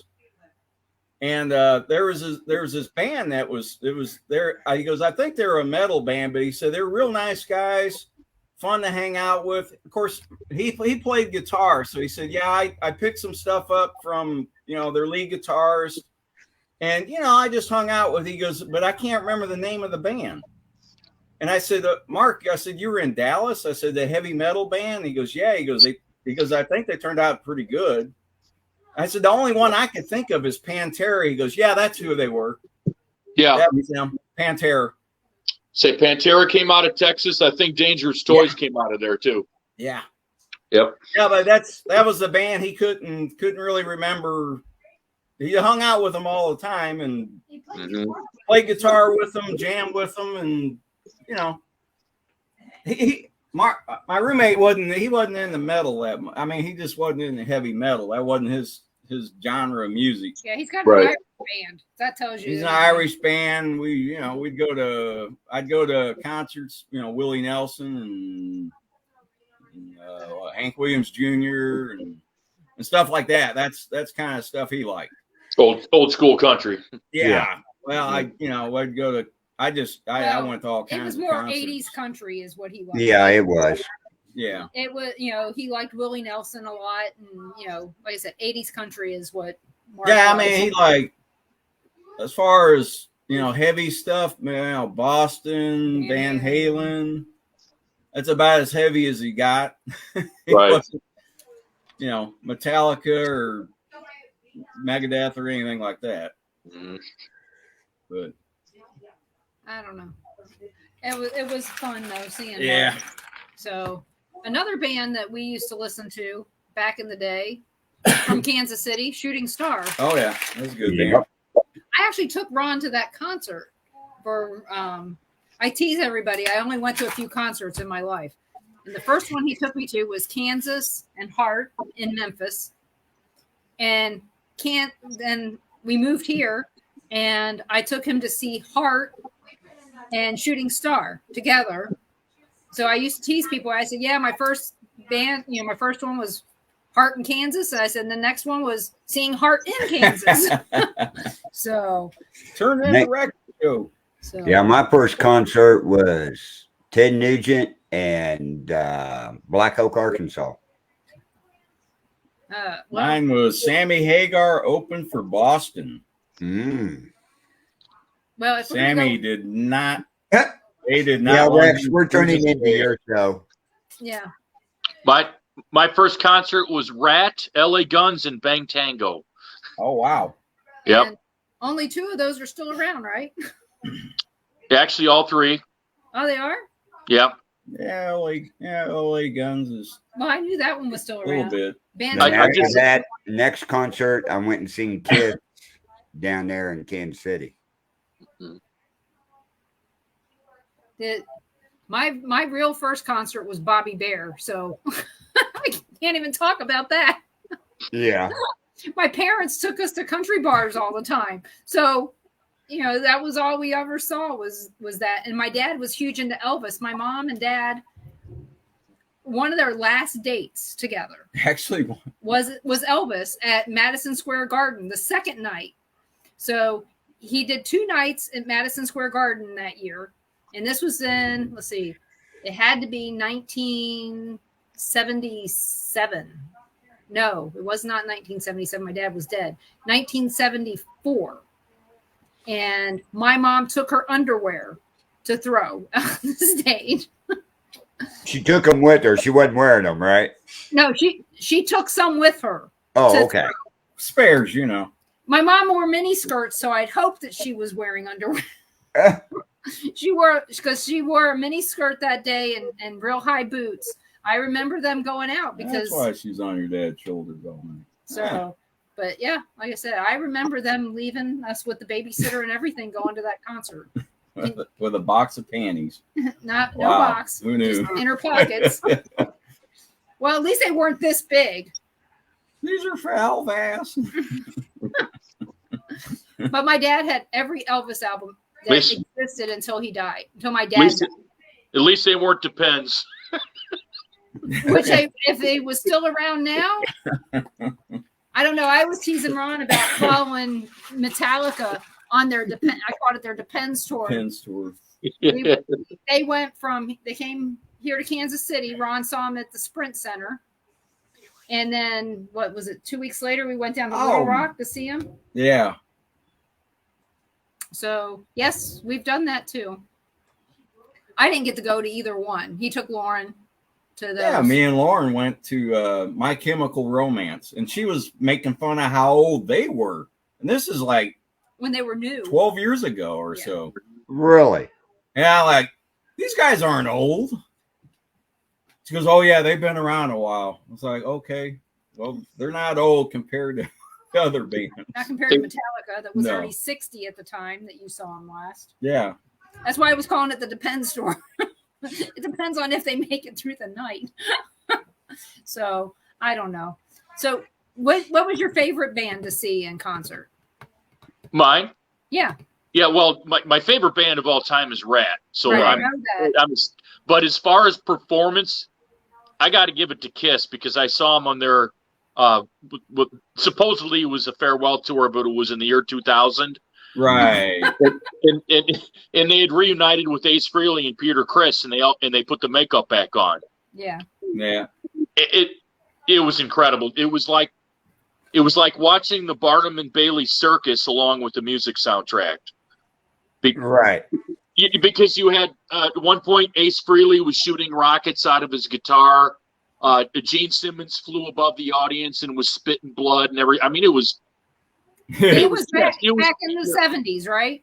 No, this was in the 80s. Well, no, it was like they're yeah. Yeah, that's what I was trying to say. Is getting back to when they were brand new out there doing all the shit that they were doing back then, and right. Well, in '74, when I seen them in '74, '75 in Kansas City and everything, they had their stage presence on there. But the biggest thing is when Chris was playing the drum solo, and the drums went up in the air about 30 feet. Yep. And stuff. And then what was real shocking is when he came out and sang the song solo, Beth. Beth, yep. Yeah. That was always one of the best ones that I'd seen like that back in the day. You know, my mom got me that album, Peter Criss. That solo record? I got that. Yep. They had, you know, that year they had all 4 of them had their own album covers. Yep. Yep. She bought me the Peter Criss one. 1978. And that was my Christmas gift from my mom. And I remember listening to that until it skipped so bad because I played it so much. So Kiss is a memory for a lot of us. I mean, we can all go back millions upon millions of people. Mm-hmm. Oh yeah, our babysitter, Nikki, he used to play the living crap out of. He'd bring all his Kiss albums down to our house when he had to babysit us, and I just remember him playing them all the time. And people would go, "How do you know about this? You're 10 years old. How do you know about this?" My babysitter, you know, and considering that my family was all country. If my mom had known at the time what we were listening to, she'd have had a cow. You look down here in Kansas City, we have the band Almost Kiss. They are sponsored by Gene Simmons. Yeah. They are the best tribute band, Gene says, for the band Kiss. Mm-hmm. Do they play down here at Rock and Brews? Because I go by Rock and Brews all the time. I've never been in there. It's Scott... what's his name? Well, he does Hotter Than Hell air conditioning, heating and air. That's his company. Wonder how he got that name. Yeah, I wonder. He comes out for his commercial. He comes out dressed as Gene Simmons, right? Talking about you need your air conditioner fixed because it's going to get hotter than hell this summer. And he did all that, but their band, they play everywhere. Mm-hmm. But musically speaking, I play drums. Kiss is pretty basic, simple stuff to play. I mean, it's presentation. I mean, it's musically, it's not hard at all. I mean, guitar, drums, nothing is. If you want to get into technical drumming with Kiss, you'd have to go with Eric Carr, actually. Right. And he was in the 80s, you know, like Creatures of the Night and, you know, Right. And just like Rex says down there, Gene's real name is Shane. Just like Rex's son's name, Shane. Yep. So did you name your son after Gene Simmons? So. Well, you remember how Kiss started out there on the East Coast and everything.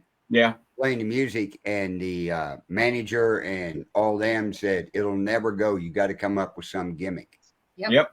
That's when they went to the thrift stores and bought all this stuff.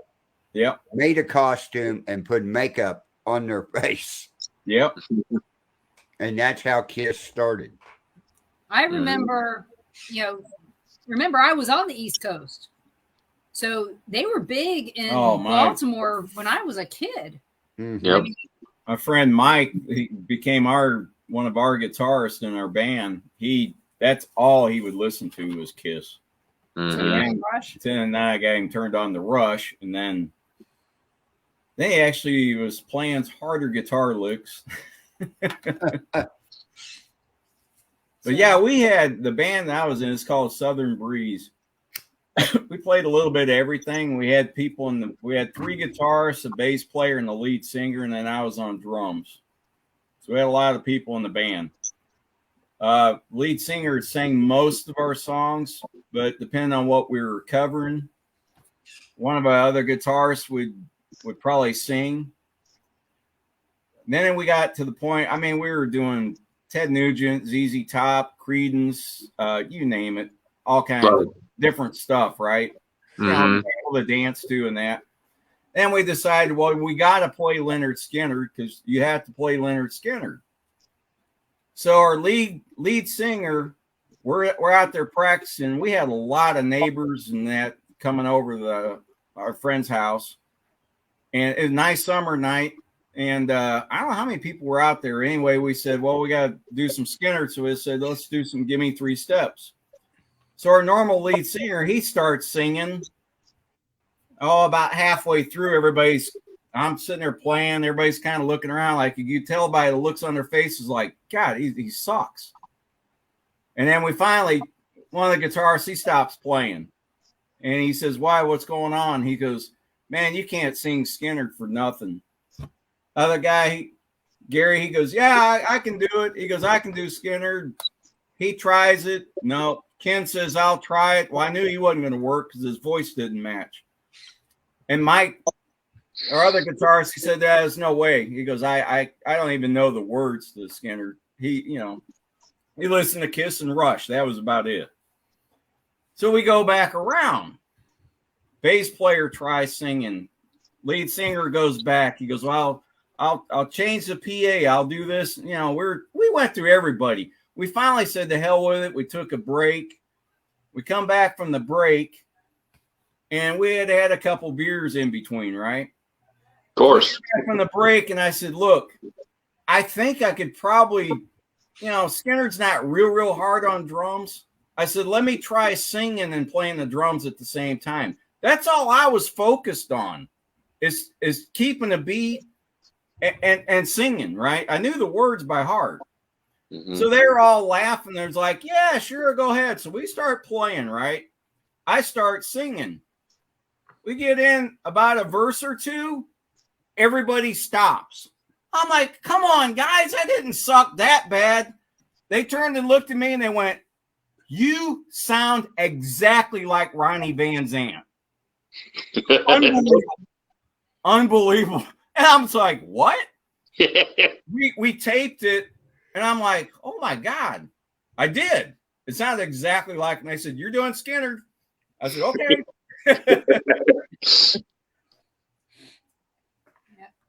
That's a compliment. Yeah, I mean, that was just my natural voice. It was just easy.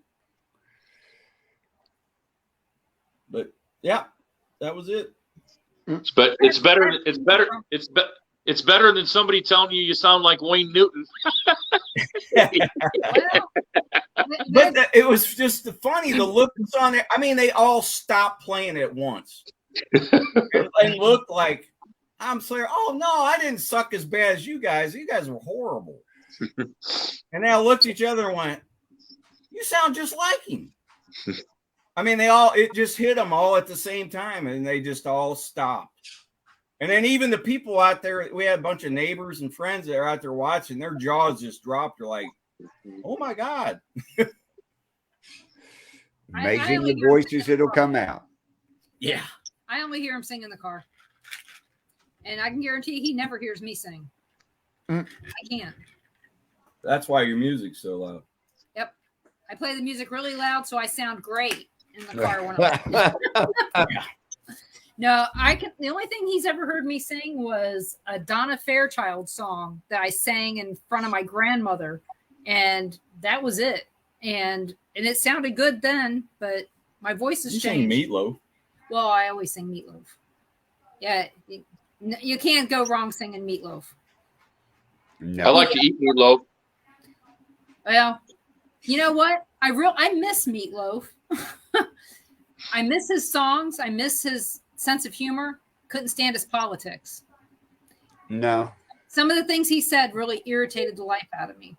And what I'll tell you is when he was on The Apprentice and he told Donald Trump, you should run for president, Mr. Trump. Mm-hmm. You would be a great president. And when he did and he won, he backpedaled that so fast. And it was like, what an asshole, Mm-hmm. And at that point, my favorite song is Paradise by the Dashboard Light for years and years. Yep. In fact, they're going to play it at Ron's brother's our niece's wedding because I told them, I said they played it at her parents' wedding. They don't remember. They may not remember. Ron doesn't remember. But it is a good group sing-along song. It is. And a good group dance song, especially at a wedding. I think it's better than the chicken dance. My favorite meatloaf. My favorite meatloaf. He turned out to be a pretty good actor. Yeah, he was. He was great in Spice World. I know. He I was liked also him good in Black Dog. Yeah, he was good in Black Dog too. I did. The thing is in my mind, I couldn't see him as a killer. No. But like I said, it was his personal. How he said that he said that when he thought Donald Trump was a Democrat. He hadn't registered to be a Republican for president. Right. That, like I said, that just irritated me that he backpedaled that fast when that happened. Oh, there's a lot of them that do that. Oh, I know. It just. Hey, Barbara. And well, it's just like John Cusack, who had I been stalking since I was 12 years old. John Cusack.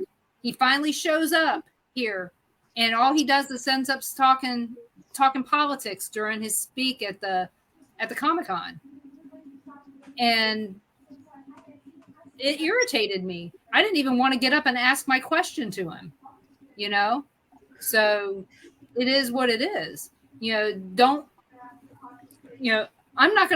want to sit here and talk politics, but when it comes right down to it, when you're talking to a group of people, politics isn't what they want to hear about unless they tuned in for politics. Right. So that just, you lose your credibility when you start speaking your opinion on things that might piss off other people. Exactly. But yeah, I have to but I still respect them for the one thing that they did, that they still said what they wanted to say, but don't backpedal. No. So, but huge. Huh? Huge. So I have a question for you, Scott. Yes, ma'am. Where do you see yourself in the paranormal in 5 years? Paranormal in 5 years, I'd like to be doing it for a living.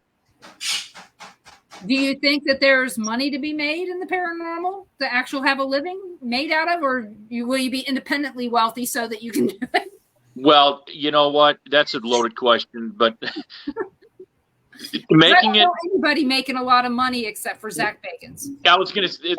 That's exactly what I was going to say.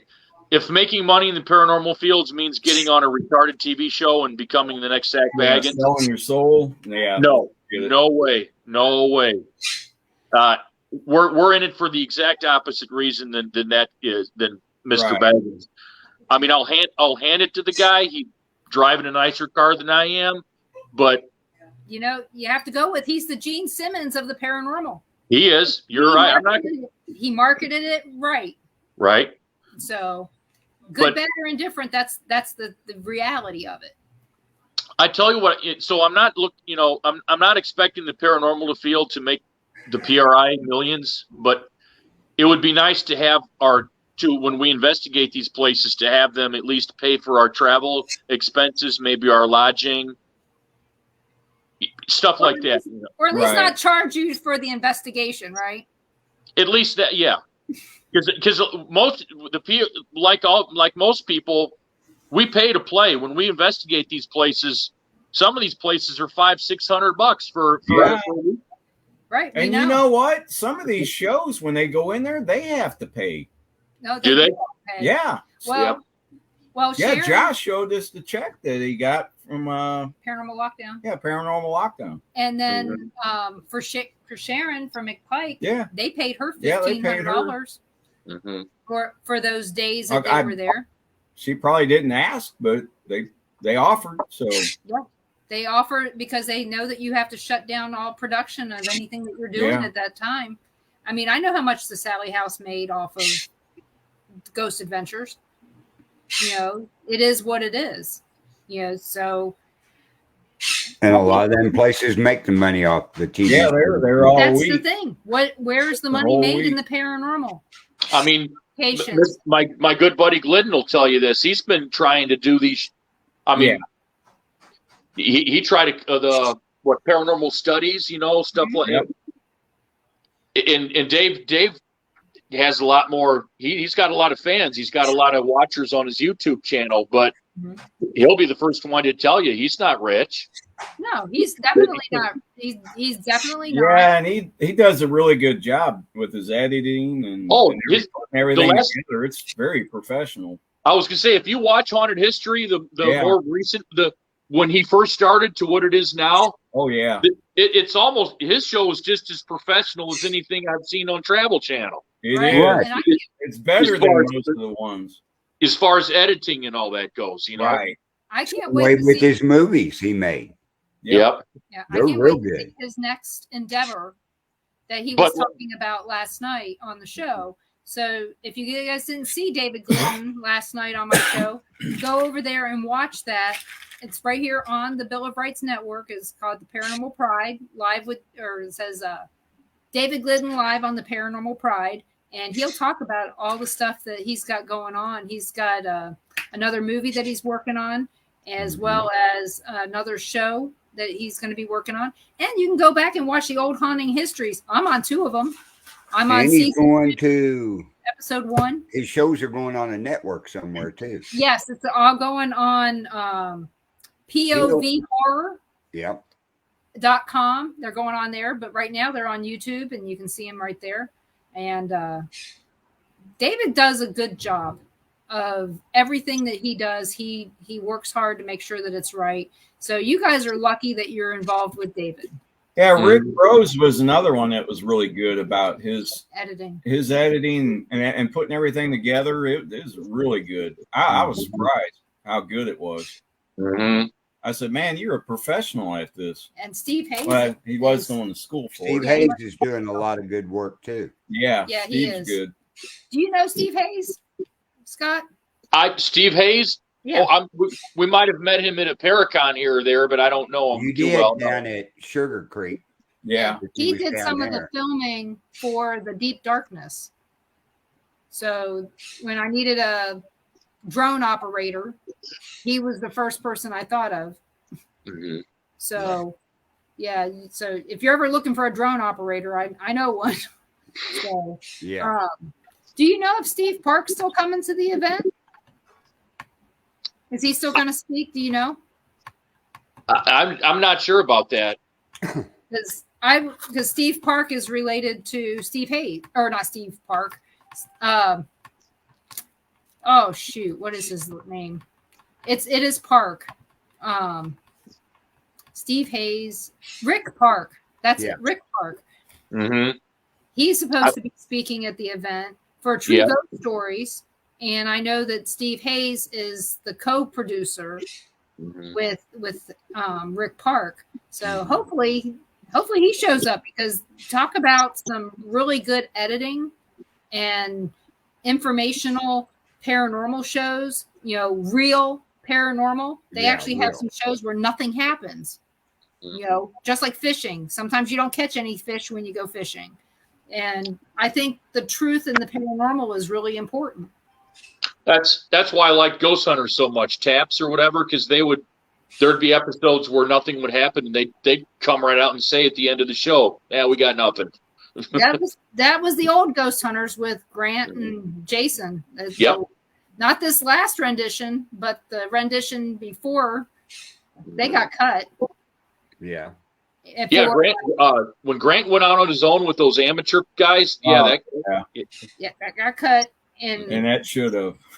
The bad part is some of those people are going to be at the Paracon. Yep. Really? Brian and Rochelle are going to be there. Oh, I'll tell you, we know Brian from Ashmore Estates. Remember, he was the one walking around with that 2x4 the whole time.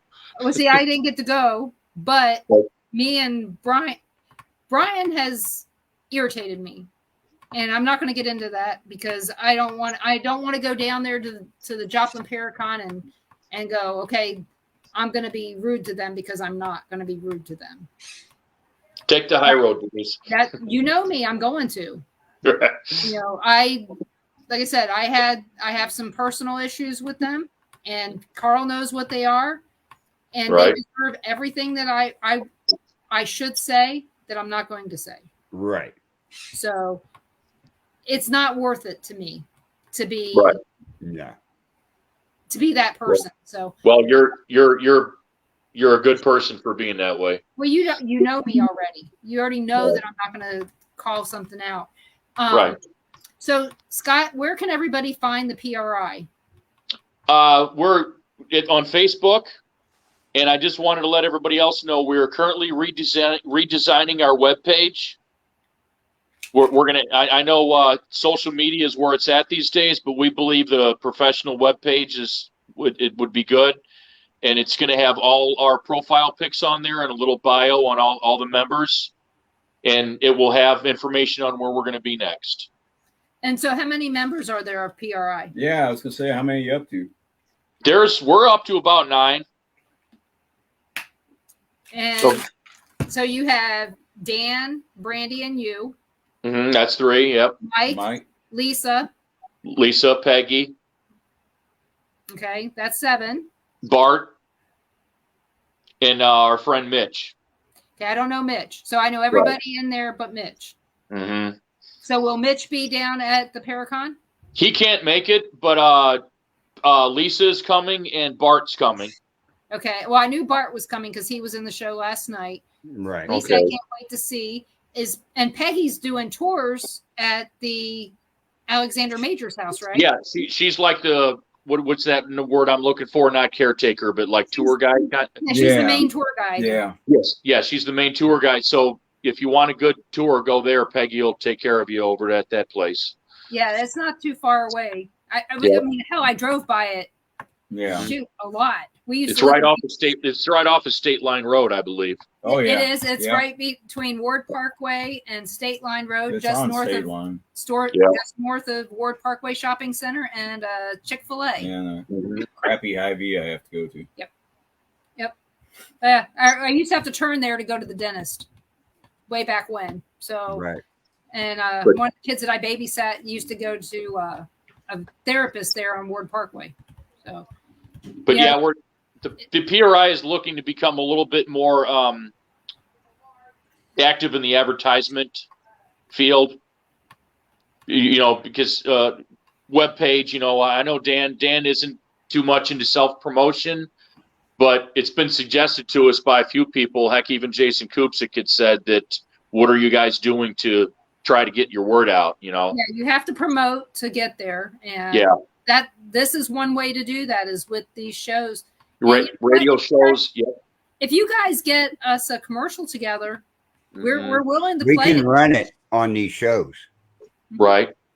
So just make a short 1-minute video of what you're all about and all your team members and everything and where they can find you and give it to us and we'll run it on these shows.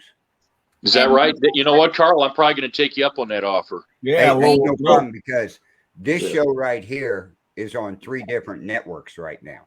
We're on the Bill of Rights Rat in the background. I own. We're on Temple of Phoenix Rising Entertainment page, and we're on Things Network. So we get out all over the place. And currently, this show, a little bit of rat in the background while you're talking. There you go, round and round. Currently, this show is one of our most watched shows. So, and I like having a commercial during my show because sometimes, let's be honest, we all know nature calls. You're right. Whether it's for a drink of water or to get rid of that drink of water, I like having a little break in there, and 1 minute or less, it all adds up. So, so if you guys want to get together a commercial, send it to us. We can, or if you need help filming one, let us know. We can help you. Right. Cool. Yeah, because Bart's working on our webpage design. So. Well, you know what? When we see Bart next weekend, I'll mention it to him and see what he wants to do. Because if he's a tech guy, he knows the technical aspects and he can do probably a better job than we can. Right. It's not my field of expertise, so I appreciate anybody that can do it. So I do have another well, actually, I'm not going to ask you any more questions because we're at 7:00. Right. So, you guys, you can find me every Monday night on the Paranormal Pride right here on the Bill of Rights Network and the Paranormal Pride Facebook page and the Paranormal Pride YouTube page. And here every Tuesday night with Carl, Ron, and question mark guest. Right. Awesome. We never know. I never know until the show starts who we're having for guests, which is a good deal. But check everything out over at the Bill of Rights Network pin post. We have all our shows listed there. Check out Things Network and Rising Entertainment Temple Rising. Yeah, what is that? I had it up there. Temple of Phoenix Rising Entertainment. Check out their Facebook pages for all their shows over on their networks. But everybody in the chat room, we want to thank you for joining us tonight. And come back and see us every Tuesday night here on Paranormal Nation Radio. And it's always not so normal. So have a good evening, and we'll see you later. Good night. Love you guys, man. All right.